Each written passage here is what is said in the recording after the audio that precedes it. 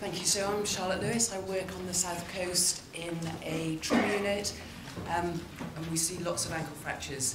Do I claim to be a hindfoot nailer? No, but Mike said to me, "You've put in a few hindfoot nails, haven't you?" Yes. Great, you can give a talk because we just need an opinion about it. Someone who treats regular ankle fractures and has put some in. So my first slide is it the solution or is it actually the problem? And I'm aware that there's some interesting people in the audience. We've got some big foot and ankle surgeons, and so I'm slightly cautious as I start my talk, but I do have quite firm ideas as to what I think about the hindfoot nail. So the first thing we've got to think of with elderly ankles is their soft tissues. And you know that as soon as you touch them with a knife, the skin is pretty fragile. And so we're looking at things that are minimally invasive so we don't end up with complications like that. And unfortunately, this is what happens when we go for traditional methods where your soft tissues break down early. So I thought, Bose guidance, they've looked at it pretty recently, August 2016. They'll have something to say about ankle fractures. Sadly, they don't, which to me says we still don't know the answer for what we should be doing with the elderly ankles. And as we know that there's going to be a threefold increase in ankle fractures by 2030, I think we do need to try and work out what's the best thing for this patient group. So the Bose guidance say a few things about age-related things. If you're under 60, then you need your ankle fixed within 24 hours.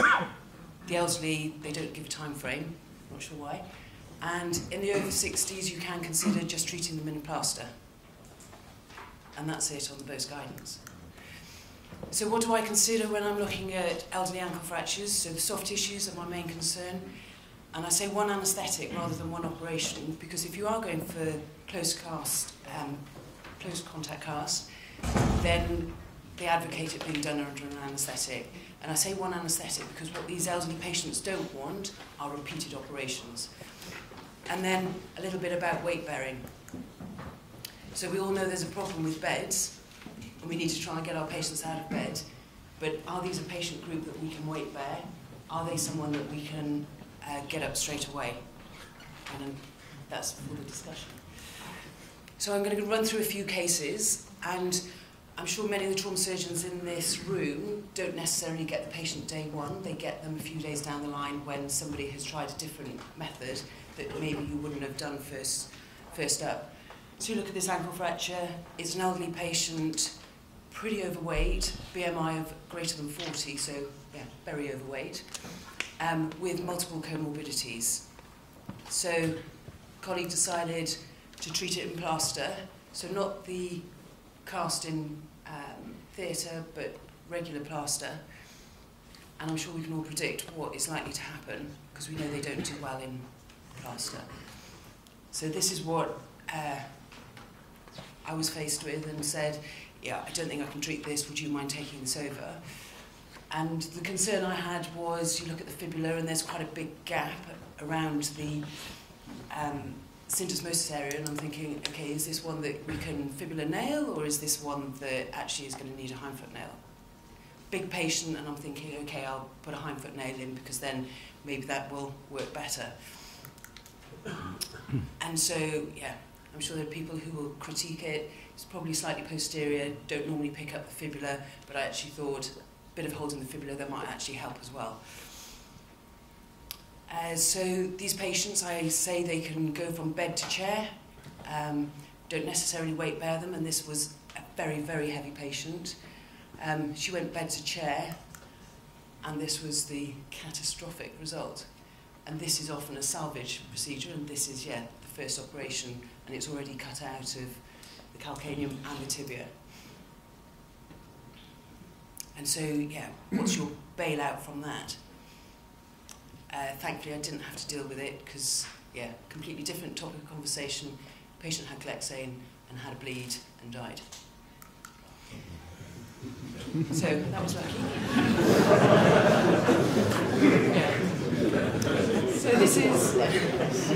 So this is my next case. So this is a rheumatoid patient, elderly patient, run over by a truck, so open injury, and was taken elsewhere initially. was fixed, and you can see from the clips that plastic surgeons were involved as well. And unfortunately, the plastics procedure failed, and the plastic surgeons came to me and said, can you do something so that there's no metalwork showing? So can you take everything out and we can just skin graft over? She hasn't got the vascularity to allow a further flap. So I said, okay, I'll try the Hindfoot nail. So went long, and because it was an open injury, prepared the joint. She continued to have pain, took the nail out, she'd fused across the ankle, continued to have pain, and actually wanted a leg off, and one of my colleagues took the limb off. So, yeah, my feeling about Hindfoot nails was, yes, suddenly dropping, and I think of Tim's, Scott's parabolic curve, and thinking, okay, yeah, really enthusiastic at the beginning, and at the end of my training I was thinking, yeah, this is a really good salvage for bad ankle fractures. Went away on fellowship, thought, nobody's using Hindfoot nails here for ankle fractures, what's going on here? Came back, still tried a few, didn't have the fibular nail at this point at Portsmouth, thinking there must be another solution. Another ankle, and yeah, I'll be interested to hear people's thoughts on this. So this is slightly harder because you've again got bad soft tissues, but your fibular fracture is pretty high, and yeah, if you don't want to do open surgery and want something minimally invasive, how are we going to do it? This was done by one of my colleagues. This isn't me. He went on and prepared the joint, did a Hindfoot nail, and still the screws are backing out.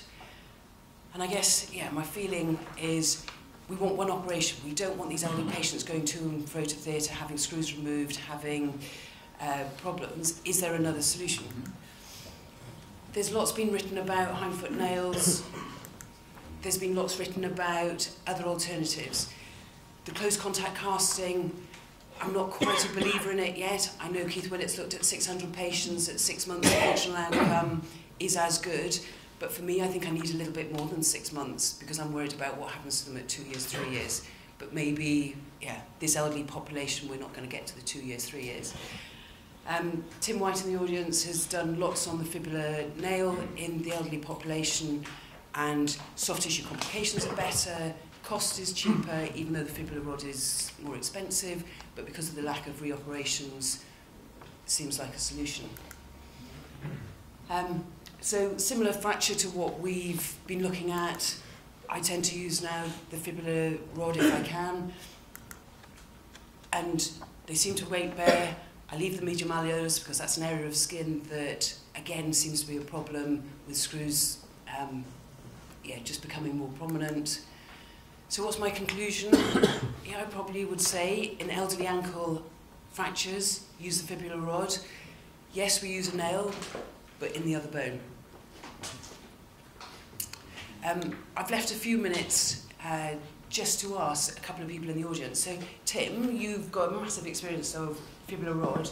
Can you tell me, do you use them for all your unstable ankles, or do you see there's a role for the Hindfoot nail in some of them? The fibular nail is definitely a... Maybe just hear me if I talk louder. Fibular nail is definitely, I think, my first port of call, because most that's not turned on. Most of those fractures will be satisfactorily fixed using that technique. It preserves movement of the ankle, and I think is slightly more predictable than the Hindfoot nail. But I agree, there are cases where I would go to a Hindfoot nail. So the ones I would choose would be the one, like the one you showed at the beginning there, where there's some bone loss, and that you're unlikely to get an anatomical reduction of the fibular fracture. The other one is the elderly sort of crumble fracture that isn't quite a pilon fracture, but as the talus is subluxed out in any direction, it's just taken a corner off the plafond. And we know that you can reduce those back under the plafond, but that talus, once it's tasted freedom and has started to sublux, always goes back to that area of impaction and has a very high chance of redisplacing. And I think those in a patient who isn't going to lack movement at their ankle is a perfect solution. So that's really somebody who shuffles around in carpet slippers with the aid of a Zimmer frame and never flexes or extends their ankle. Thank you. So the other person I'd quite like to hear from is Ian Winson, because you've written about how the hindfoot nail is a good solution for some of these injuries. I've spoken to my foot colleagues who, I believe there was a presentation at BOFAS a few years ago that said they will fail unless you prepare the joint surfaces. I guess, what are your thoughts a few years after publishing, saying it's good? Are you still finding it's good? Bill's going to talk about it. I'm not going to say anything. So I believe he's talking about pelons, which I think are a different group of patients. Well, no, I think that's part of the point, and that's the point that Tim is making, is that there is a group of patients, particularly in the elderly population, who have a subtle pelon. And we call them an ankle fracture, but they're not an ankle fracture, because they've got that element of impaction that you just know is going to keep on causing instability. And there's an element of complete conspiracy behind people in this room, because Tim and I have been emailing a bit about what factors make a difference to that contact area and that stability. And one of the issues is foot morphotype will actually influence that as well. But the critical thing, the reason we did nails originally still stands now, which is that you have a group of patients that are not going to collaborate in any shape or form, because they're the same elderly group of patients that have hip fractures, that have problems with confusion, and their mini mental scores are off the planet or whatever. And they are going to mobilise, and they're going to mobilise almost from day one. And you have to have a strategy that will cope with that. And that's where hindfoot nails have a specific role, because they are intrinsically very stable. And we do quite a lot of hindfoot nails, but we do them in quite a lot of selected cases for those sort of reasons. So the patient and the real character of the fracture. And Bill's going to talk. Okay, brilliant. Sean, thanks a lot.